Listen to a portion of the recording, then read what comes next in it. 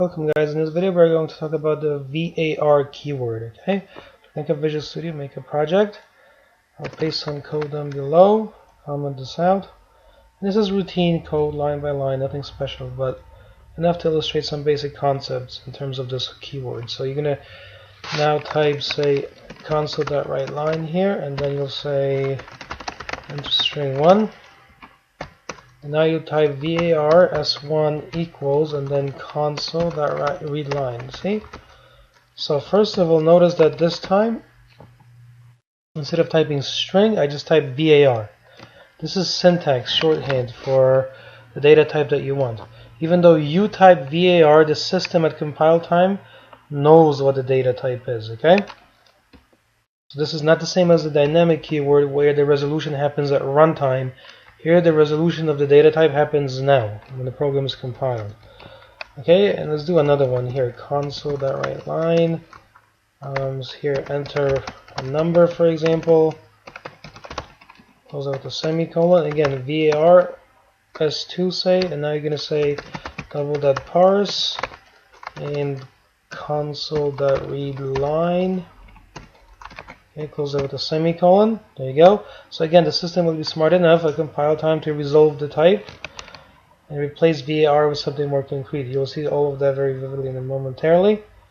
Alright, so that looks like this. Okay. Right now, if you want, you can also, once you have one of these types this way, you can do stuff that we've done before, like, for example, have a character array, give it the name ARR, take S1, and then convert it to a character array with that function, you see? And that works as usual. That's nothing new. And then you can basically treat this the way you would treat anything else.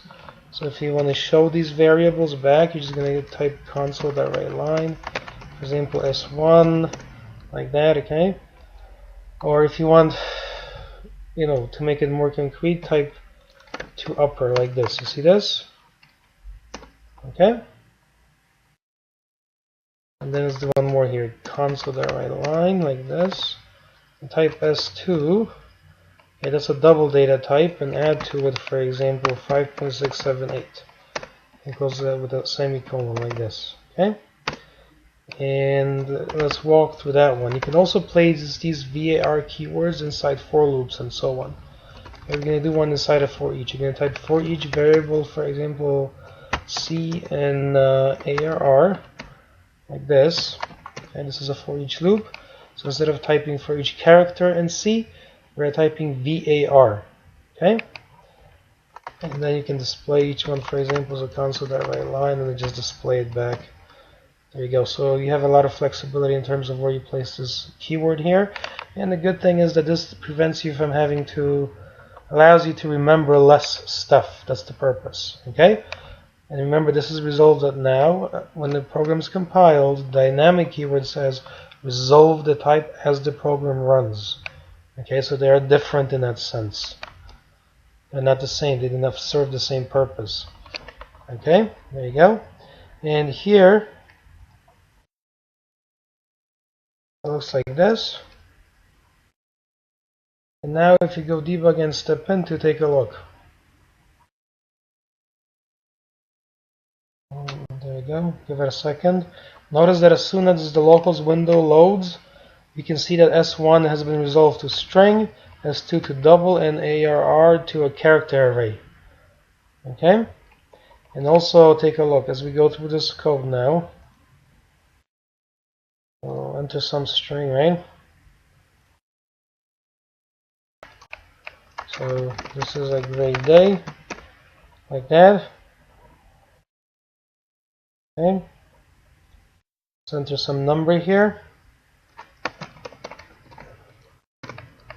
If you have a mouse over S2, tells you the value like what it was S1, and notice the types are known.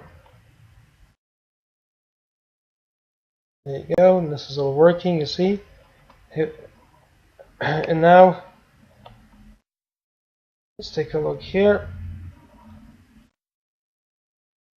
Notice that C is being resolved to character type. You see that? So all of these have been resolved properly. The types have been identified.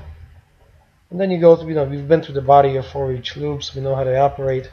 And so the point is, remember, debug step into, as soon as you do that, variables that can be reached are reached, as you can see, okay, and the types are known. Whereas remember with the dynamic keyword, all it said was dynamic. And then as the program ran and it hit and different values were assigned, these types here dynamically changed, correct? Here that doesn't happen. So VAR is just shorthand that prevents you. That's good because it says basically remember less stuff that's, I guess trivial perhaps, okay? But the system is smart enough to resolve the type at compile time. And that is it. So thanks very much, and I'll see you in another video.